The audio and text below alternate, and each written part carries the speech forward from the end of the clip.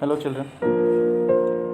Today we will discuss about the graphical representation of motion under the chapter motion, lesson number 8, class 9.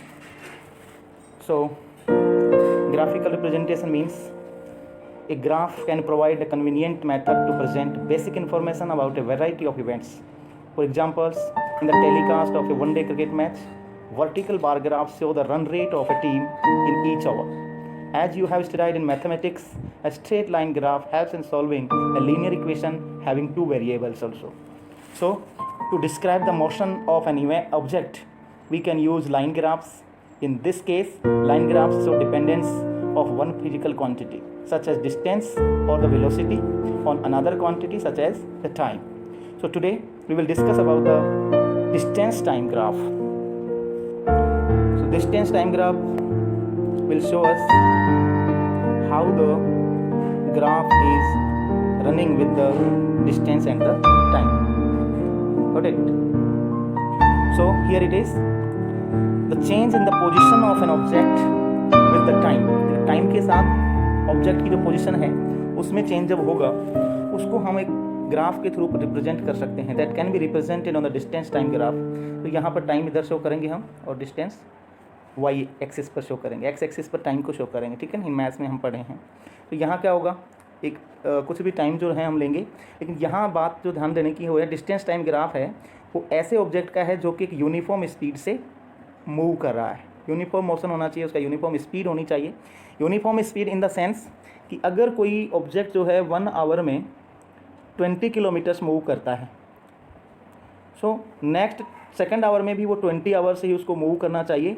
और total distance कितनी हो जाएगी उसकी 40 kilometres या 40 metres जो भी.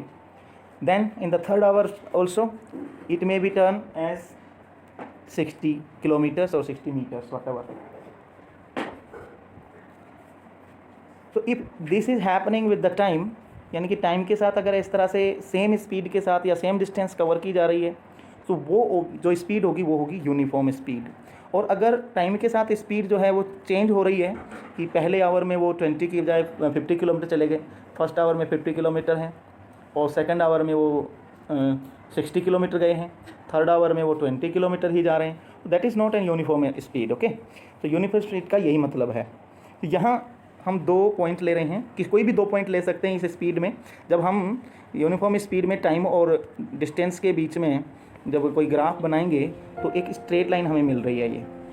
ठीक है, एक स्ट्रेट लाइन शो करेगी और इस स्ट्रेट लाइन के कहीं भी अगर 2 पॉइंट ले लें, कहीं भी, जैसे यहाँ पे हमने ले लिया ए और यहाँ ले लिया बी, तो ये 2 पॉइंट जो है वो शो करेंगे. और इनके बीच में डिस्टेंस टाइम ग्राफ को अगर हम और ज़्यादा डिस्क्राइब करें तो देखिए किस तरह से आगे बढ़ेंगे. सो वेलोसिटी को शो करने के लिए हमें 2 चीज़ों की ज़रूरत होगी. एक तो क्या होगी, डिस्टेंस, टोटल डिस्टेंस, और टोटल डिस्टेंस को कवर करने में जो टाइम कंज्यूम किया गया है वो टाइम. 2 चीज़ों की हमें ज़रूरत पड़ेगी. किसके लिए? वेलोसिटी वी के लिए, है ना. तो यहाँ अगर हम टाइम ग्राफ को लेते हैं, फॉर एग्जांपल ये हमने एक टाइम ग्राफ लाइन ली, ये किसके लिए है, ध्यान ये रखना, यूनिफॉर्म स्पीड में है. तो ये एक स्ट्रेट लाइन इस तरह से बनेगी, ये कर्विंग लाइन, ये कंटिन्यू मूव करता हुआ. यहाँ पे इस लाइन पे हम कोई भी 2 पॉइंट, कोई भी टाइम ले लेते हैं, ए और बी पर टाइम पर डिस्टेंस ले ली हमने. तो ये डिस्टेंस यहाँ आ रही है मान लो, और इधर टाइम जो है 2 हमने टाइम ले लिए, T2 और T1. ये T1 है और ये होगा T2. इधर ये जो इसका जो डिस्टेंस है वो भी S2 और S1 हम ले लेते हैं. Then what we will do, we need these 2 things only, the distance and the time to find the velocity. So for velocity we will need distance, that means s and t. For here we will find s2. How we will get the distance? s2 minus s1. And how we will get the time? t2 minus t1. So इस तरह से हम इसको find out कर सकते हैं. तो अगर किसी ग्राफ को देखकर हमें कोई वेलोसिटी फाइंड आउट करने के लिए कहा जाए, लेकिन स्पीड कैसी है उसकी, यूनिफॉर्म स्पीड से कोई ऑब्जेक्ट मूव कर रहा हो, तो हम उसकी वेलोसिटी को इजीली फाइंड आउट कर सकते हैं. ठीक है, तो ये रिप्रेजेंटेशन था ग्राफ के थ्रू. अब यहाँ एक आगे देखिए, यहाँ एक टेबल दी हुई है, ये हमने कर लिया, ध्यान दो. टाइम ट्रेवल दे रखा है T2 T1. ये देखो यहाँ पे T2 और T1 दिया है और डिस्टेंस दी हुई है S2 और S1. एंड देन यहाँ पे जो फॉर्मूला हम निकाल कर लाए हैं, that is v is equal to s2 minus 1 and divided by t2 minus t1। तो ये वैल्यू इसकी हमें मिल जाएंगी ग्राफ के थ्रू, और उससे हम इसकी वेलोसिटी को ईजिली फाइंड आउट कर सकते हैं। इसके बाद हम देख रहे हैं यहाँ पर टेबल दी हुई है 8.2, distance travelled by A car at regular time interval. ये रेगुलर टाइम इंटरवल के बाद की बातें हैं। सो पहला है टाइम इन सेकंड्स दिया हुआ है इधर लेफ्ट साइड में, टाइम इन सेकंड्स, और राइट साइड में दिया है distance in metres. So in the very initial position means जब कार स्टेबल थी शुरुआत में तो डिस्टेंस 0 और टाइम भी 0 आ रहा है इसका। Then in 2 seconds it covers 1 metre, then in 4 seconds it covers 4 metre, in 6 minute seconds it covers 9 meter, and then in 8 seconds it goes 16 meter, and like this it is moving. So इसमें क्या है आप देख रहे हैं, time के साथ जो डिस्टेंस कवर की जा रही है दैट इज़ नॉट यूनिफॉर्म नहीं है। यहाँ 2 सेकंड में 1 मीटर गए हैं, लेकिन अगले 2 सेकंड में ये कहाँ चले गए, 3 मीटर से इसने कवर कर लिया, एंड नेक्स्ट 3 सेकंड्स में इन्होंने 5 मीटर को कवर किया है। So that is not uniform motion. So uniform motion अगर नहीं होगा तो इसका जो ग्राफ बनेगा वो कर्वी ग्राफ बनेगा। कर्वी ग्राफ दोनों तरफ से हो सकता है, इस तरह से भी हो सकता है, और ये कर्वी ग्राफ जो है उल्टा भी हो सकता है, इस तरह से भी। कैसे, इस तरह से भी मूव कर सकती है कोई, ठीक है, क्योंकि पहले ज़्यादा स्पीड हो धीरे धीरे कम होती चली जाए, यहाँ पहले कम है फिर धीरे धीरे बढ़ती चली गई है। तो ये दोनों तरफ से इसको हम ग्राफ को मेंटेन कर सकते हैं। लेकिन ये डिस्टेंस टाइम ग्राफ जो शो कर रहा है ये किसके लिए है, नॉन यूनिफॉर्म मोशन के लिए है। किसके लिए है, नॉन यूनिफॉर्म मोशन। देखो यहाँ लिखा हुआ भी है, नॉन यूनिफॉर्म मोशन के लिए ये रखा गया है, ठीक है। तो ये ग्राफ जो डिस्टेंस टाइम ग्राफ है ये 2 तरीके से हम शो करेंगे। 2 ग्राफ इससे बनेंगे, एक बनेगा हमारा यूनिफॉर्म मोशन के साथ में, और दूसरा ये जो है यहाँ पे यूनिफॉर्म मोशन, ये रहा यूनिफॉर्म मोशन के साथ है, ये ग्राफ बनेगा, एग्जाम में आता है ये ध्यान रखना। और दूसरा नॉन यूनिफॉर्म मोशन के साथ में ये इस तरह से का ये वाला ग्राफ बनेगा हमारा, ठीक है। चलिए अब बात करते हैं हम वेलोसिटी टाइम ग्राफ की। अभी हमने बात की थी टाइम और डिस्टेंस की, लेकिन अब हम बात कर रहे हैं वेलोसिटी और टाइम ग्राफ की। वेलोसिटी और टाइम के बीच में जो ग्राफ बनेगा उसको किस तरह से रिप्रेजेंट करेंगे, ये बनेगा यहाँ पर, ठीक है। So here velocity time graph, यहाँ देखना ध्यान दी सी बात है, ये भी यूनिफॉर्म मोशन के लिए बात कर रहे हैं हम, यूनिफॉर्म मोशन रहेगा ये भी। यहाँ बस चेंज क्या हुआ है, जो डिस्टेंस हम ले रहे थे वाई एक्सिस पर उसकी जगह अब हम क्या ले लेंगे, वेलोसिटी को ले लेंगे, ठीक है ना। एक्स एक्सिस पर टाइम ही रहेगा, लेकिन वाई एक्सिस पर हमने उस समय जो डिस्टेंस ली थी उसकी जगह हम क्या ले लेंगे, अब वेलोसिटी लेंगे, ठीक है। यहाँ क्या होगा कि जो अगर यूनिफॉर्म मोशन से कोई ऑब्जेक्ट मूव कर रहा है, कार है जैसे मान लो, तो उसमें टाइम ग्राफ जो बनेगा वो एक स्ट्रेट लाइन बनेगा। वेलोसिटी के साथ टाइम का ग्राफ जब बनेगा किसके लिए, यूनिफॉर्म मोशन के लिए, तो वो कैसे बनेगा, एक स्ट्रेट लाइन बनेगा। और स्ट्रेट लाइन जब बनेगा तो इसको इस तरह से हम रिप्रेजेंट कर सकते हैं। और किसी टाइम इंटरवल में कितना डिस्टेंस उस ऑब्जेक्ट के द्वारा कवर किया गया है उसे फाइंड आउट करने के लिए क्या करते हैं, ये हमें बिल्कुल ईजी है ही, है ना। जैसे हमने उस वहाँ पे वेलोसिटी जब अगर फाइंड करनी है तो ये मैथ के अकॉर्डिंग देखो s डिवाइडेड बाई t, लेकिन अगर हमें एस फाइंड आउट करना है, यानी कि डिस्प्लेसमेंट जो फाइंड आउट करना है या जो डिस्टेंस उसने कवर की वो फाइंड आउट करनी है, तो क्या करेंगे हम, तो हमारा बिल्कुल सिंपल है, वेलोसिटी को टाइम से मल्टीप्लाई कर देंगे। तो वेलोसिटी टाइम, यहाँ पर जो वेलोसिटी दी गई है और जो टाइम ग्राफ में शो हो रहा है उसके देखो, ये जो एरिया है, ये वाला जो एरिया है, ये जो है किसको शो कर रहा है, डिस्प्लेसमेंट को शो कर रहा है, या डिस्टेंस जो कवर की ऑब्जेक्ट के थ्रू उसको ये शो कर रहा है। तो इससे हम आइडेंटिफाई टाइम जो डिस्टेंस है वो फाइंड आउट कर सकते हैं, ठीक है। अच्छा एक बात और देखिए कि यहाँ भी टाइम जो है t1 और t2 से लिया गया है, और डिस्टेंस जो है वो भी a to b इस तरह से ली गई है, इसको भी s1 और s2 हम समझ सकते हैं। सो यहाँ देखिए हमें फाइंड आउट करनी क्या, अगर डिस्टेंस फाइंड आउट करनी है, हमें s फाइंड करनी है, तो क्या करेंगे हम, वेलोसिटी और टाइम को क्या कर देंगे, मल्टीप्लाई कर देंगे s के लिए। s फाइंड आउट करने के लिए क्या करेंगे हम, v और t को क्या करेंगे, मल्टीप्लाई। अब समझो v कहाँ है, v को कैसे हम शो करेंगे, तो v है y एक्सिस पर। y एक्सिस को शो करने वाले पॉइंट्स कौन कौन से हैं, a और c, ये 2 पॉइंट y एक्सिस को शो करें। तो हम क्या करेंगे, v की जगह क्या लिखेंगे, ac, ठीक है, इंटू t। अब t को शो करने वाला पॉइंट कौन सा है, t को जो शो कर रहा है वो है c से d तक का एरिया, जो लाइन है वो c से d, तो यहाँ हम AC इंटू सी डी करेंगे, ठीक है। तो ये हमारा ये तो आ गया डिस्टेंस, और ये आ गया क्या, टाइम। तो ये तो वेलोसिटी आ गई हमारी, और ये आ गया time. Then we can easily find out the distance covered by this. ठीक है, तो चलिए समझ में आया कि ऐसे जो ग्राफ्स हैं, ऐसे जो ग्राफ है उसमें जो एरिया, जो रेक्टेंगल का जो एरिया है वही एरिया फाइंड आउट कर लो, तो वो जो डिस्टेंस जो कवर की गई है किसी ऑब्जेक्ट के थ्रू वो इजीली फाइंड आउट की जा सकती है। ठीक है, चलिए आगे देखते हैं। इसको हमने कर लिया। ये जो टेबल है velocity of A car at regular instance of time, यहाँ देखो टाइम दिया है, वेलोसिटी ऑफ द कार दी गई है, इन मीटर्स में दी हुई है, मीटर पर सेकंड, और किलोमीटर पर आवर भी दिया गया है, कोई फ़र्क नहीं पड़ रहा। देखो 5 सेकंड्स में ये 9 मीटर्स जा रहे हैं, 10 मिनट्स में ये 18, देखो जस्ट डबल हो गया ना। इधर देखो यहाँ टाइम डबल हो रहा है, 5 टू जा 10, सो इधर डिस्टेंस भी क्या हो रही है, डबल, 9 टू जा 18। फिर अगेन टाइम ट्रिपल हो गया, 3 टाइम हो गया, तो डिस्टेंस भी क्या हो गई, 3 टाइम हो गई, 27। टाइम 4 टाइम हो गया तो डिस्टेंस भी 4 टाइम। इट मीन्स क्या कि ये जो है यूनिफॉर्म मोशन है और टाइम के साथ रेगुलरली जो है डिस्टेंस भी जो है वो वेलोसिटी जो है, स्पीड जो है वो मूव कर रही है, बढ़ रही है। यानी इसको हम अगर कहेंगे ना तो मीटर पर सेकंड की बात कर रहे हैं हम, 9 मीटर पर सेकंड, देन इन 10 सेकंड में कहाँ हो गया 18 मीटर पर सेकंड, इन 15 सेकंड में 27 मीटर पर second, in the same way 30 seconds में 54 मीटर पर सेकंड। ये इसका टाइम। अगर किलोमीटर्स में भी तो पता करना आता ही होगा आपको, मैथ में सीखा होगा कि मीटर पर सेकंड को किलोमीटर पर आवर में कैसे कन्वर्ट करें। ये आपको अगर नहीं आता है तो आप कमेंट करें, मैं आपको इसमें भी सिखाऊंगा कि किस तरह से मीटर पर सेकंड को किलोमीटर पर आवर में कन्वर्ट किया जाता है। ठीक है, चलिए ओके।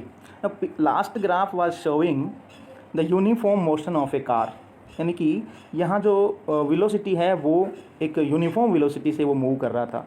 अब हम बात कर रहे हैं कि वेलोसिटी टाइम ग्राफ है तो वही वेलोसिटी और टाइम ग्राफ दोनों ही शो करने हैं हमें, लेकिन यहाँ कंडीशन जो है थोड़ी सी चेंज हो गई। यहाँ क्या है, यूनिफॉर्म एक्सीलरेशन है। एक्सीलरेशन तो जानते ही होंगे आप, जो लास्ट जो इनिशियल वेलोसिटी है उसमें एक थ्रस्ट के थ्रू या एक थोड़ा इंक्रीजिंग के थ्रू या डिक्रीजिंग दोनों होगा, वो तो नेगेटिव हो जाएगा। एक इंक्रीजिंग तो सेम इंक्रीजमेंट होगा, वहाँ पे सेम इंक्रीज होगी डिस्टेंस कवर की गई जो है। सो जो वेलोसिटी जो है वो सेम टाइम से इंक्रीज होती चली जाएगी, तो उसको एक्सीलरेट बोलेंगे। एक्सीलरेट हो रही है सेम स्पीड से, ठीक है ना, सेम कवर से वो जो है एक्सीलरेट हो रही है। तो यहाँ जो ग्राफ बनना है वो एक कर्वी ये सीधी लाइन बनेगी, ठीक है ना, इस तरह की ये लाइन बनेगी। अब सीधी लाइन का मतलब क्या होता है, सीधी लाइन का मतलब यहाँ नहीं है कि ये स्ट्रेट इस तरह से सीधी बन गई लाइन हमारी, इस तरह से सीधी लाइन नहीं है, ठीक है। सीधी लाइन का मतलब है लाइन तो स्ट्रेट है लेकिन वो कैसी है, ऑब्लिकली है। कैसी है, ऑब्लिकली स्ट्रेट है, ऑब्लिकली स्ट्रेट लाइन बोलेंगे इसको। ये स्ट्रेट लाइन, ये ऑब्लिकली स्ट्रेट लाइन। अब ये ऐसा क्यों हो रही है, देखिए समझिए। यहाँ हमने वेलोसिटी ली 10 मीटर पर सेकंड, यहाँ पे मीटर पर सेकंड दिया हुआ है, और ये 5 मिनट्स में है, फिर ये 10 सेकंड में, sorry 5 second, then 10 second, then 15, then 20, then 25, then 30, इस तरह से मूव कर रही है। तो देखो यहाँ पर 10 मिनट्स 5 सेकंड्स में 10 में 20, तो देखो एक्सेलरेट हो रही है कि नहीं। 15 में 30, 20 में 40, इस तरह से मूव कर रहा है ये, हाँ। 5 में 10, 10 में 20, 15 में 30, 20 में 40, 25 में, इस तरह से ये मूव करता चला जाएगा, ठीक है। तो यहाँ जो एक्सीलरेशन है वो सेम एक्सीलरेशन, तो इसको बोलते हैं यूनिफॉर्म एक्सीलरेशन। तो यूनिफॉर्म एक्सीलरेशन के साथ मूव करती हुई कोई अगर ऑब्जेक्ट है, कोई कार है या कोई भी ऑब्जेक्ट है, तो उससे उसके थ्रू किस तरह से हम डिस्टेंस को कवर कर पाएंगे, डिस्टेंस कैसे फाइंड आउट करेंगे, वो देखिए समझिए। यहाँ अगर यूनिफॉर्म एक्सीलरेशन के साथ कोई ऑब्जेक्ट मूव कर रहा है तो उसके जो डिस्टेंस कवर की गई है उसको कैसे हम फाइंड आउट करेंगे, तो बहुत इजी है, वही काम है। कोई भी 2 पॉइंट लेने हैं, इस ग्राफ पर हमने कोई भी 2 पॉइंट ले लिए। यहाँ पे 2 पॉइंट लिए इन्होंने, ए और ई, इन बिटवीन ए और ई के बीच का जो डिस्टेंस है वो हमें कवर करने फाइंड आउट करनी है। तो इसके लिए क्या करेंगे, एक शेप बनेगी हमारी। तो यहाँ देखो ध्यान से, ये एक हमारी शेप बन गई है, क्या बोलते हैं इसको, पैरेललोग्राम, इजंट इट। अच्छा ठीक है, अगर पैरेललोग्राम का आपको एरिया का नहीं पता तो इसको और दूसरे तरीके से कर सकते हैं। एक यहाँ ट्रायंगल बन गया और दूसरा यहाँ पर क्या बन रहा है, एक रेक्टेंगल बन गया, ठीक है। तो इससे अब इजीली है दोनों का, इस ट्रायंगल और रेक्टेंगल के दोनों का एरिया फाइंड आउट करके और ऐड कर देंगे, तो क्या होगा, जो इस ग्राफ के अंदर में जितना भी एरिया कवर हो गया वो आ जाएगा, और वही जो डिस्टेंस है वो कवर की गई जो डिस्टेंस है वो यहाँ से फाइंड आउट हो जाएगी, ठीक है। तो चलो कैसे करेंगे इसको, यहाँ पे देखेंगे हम। देखिए हमारे पास हैं 2 चीज़ें, एक तो रेक्टेंगल है ना, एक तो रेक्टेंगल है, अरे सॉरी, बन नहीं रहा, हाँ फिर से देखो, एक तो है हमारे पास रेक्टेंगल, है ना, और दूसरा है हमारे पास एक ट्राइंगल। दोनों का एरिया फाइंड आउट करके ऐड करना है हमें। तो पहले हम रेक्टेंगल का एरिया अगर पर करें तो रेक्टेंगल की साइड्स देखिए, कौन कौन सी साइड हो सकती हैं। एक तो ए बी साइड हो सकती है हमारी, हो सकती है ना, ए बी साइड ये वाली, ठीक है, और दूसरी साइड क्या हो सकती है, बी सी। तो ए बी और बी सी दो साइड हो जाएंगी हमारे पास, ठीक है ना। तो A B B C side से, तो ए बी का जो एरिया कितना, डिस्टेंस कितनी होगी हमारी, कितना है, देखो ए बी का, तो ए बी इनटू क्या करेंगे हम, बी सी। इसमें कोई दिक्कत है आपको? I don't think any problem will be there, no. So we have to find out the area of this rectangle A B C D. So A B into CD, this will be the area of rectangle. Then the area of the triangle will be what, half, then base is AD into height is what, DE, so that is DE. So in this way we can find out the area of this parallelogram, and then that the area will be called as the distance covered by the object in this between this time. Got it? चलिए अब बात करते हैं हम, okay, this was for the uniform acceleration, but for the non-uniform acceleration the time and velocity graph may be of any shape. So it may be this shape, or there may be this shape, or some other shape also it may be. So that won't be a straight line, or a straight जो है line जो है वो इसमें हमें नहीं मिलेगी, ठीक है ना। सो ये किसी भी प्रकार का ग्राफ हमारा हो सकता है, क्योंकि यहाँ जो है मोशन जो है और एक्सेलरेशन जो है कोई भी एक निश्चित एक्सेलरेशन नहीं है। तो यहाँ पे कुछ एक टेबल दी हुई है, इस टेबल 8.4 में भी आप देख सकते हैं डिस्टेंस और इसका वेलोसिटी का। तो यहाँ पर है स्टेशन ए बी और सी, डिस्टेंस ए किलोमीटर है, फिर time of arrival in hours दिया हुआ है, और the time of departure in hours दिया हुआ है, ठीक है। यहाँ जो दिया हुआ है 3 स्टेशन के बीच के ये चीज़ें दी गई हैं, लेकिन अब इसको प्लॉट करना बड़ा मुश्किल का काम है कि किस तरह से कैसे आगे बढ़ेंगे। ए पर ये 0 किलोमीटर है, देन 8 o'clock की आ गई, और 8:15 पर ये डिपार्चर हो गई यहाँ से।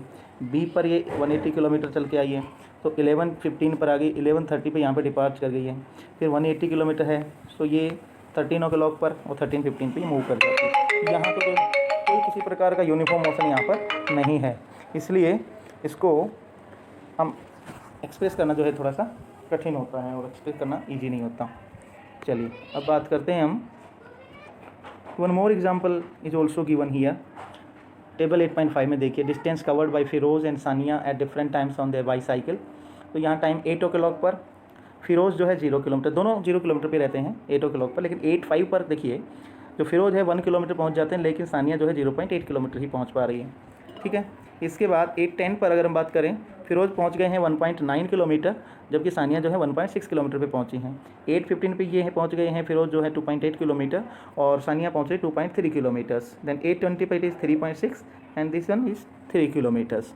सो यहाँ जो है टाइम डिस्टेंस ग्राफ जो है उसको अलग अलग स्केल पर हम इंटरप्रेट कर सकते हैं। तो ये आपके लिए है, आप एक ग्राफ बनाएँ और इसको इंटरप्रेट करें। कर सकते हैं, करिए, कोशिश करिए, नहीं तो बाद में हम बताएंगे आपको, ठीक है। अच्छा चलिए, इसके बाद आते हैं आपके कुछ क्वेश्चंस हैं यहाँ पर। ये क्वेश्चंस आपको करने हैं, आप अपनी तरफ से करके देखिए। अगर नहीं आए तो आप जब नेक्स्ट क्लास होगी तो नेक्स्ट क्लास में यू कैन आस्क, और in the description also you can ask, ठीक है। और अगर आप व्हाट्सएप से पूछना चाहें तो व्हाट्सएप पर भी इन क्वेश्चंस के आंसर आप पूछ सकते हैं। पहले आप अपने आप से एक बार इनको सॉल्व जरूर करें, ठीक है। That's all for today's.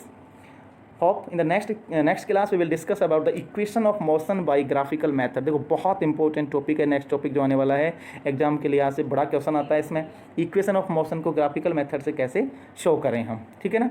ये बहुत इंपॉर्टेंट चैप्टर है, टॉपिक है, इसको भी आई होप आप सभी बहुत ध्यान से सुनेंगे, समझेंगे। और जो एक बात और है, अगर आपको कोई दिक्कत है तो आप पूछने में झिझकें नहीं, ये बहुत ज़रूरी है, ठीक है। I hope you understood it.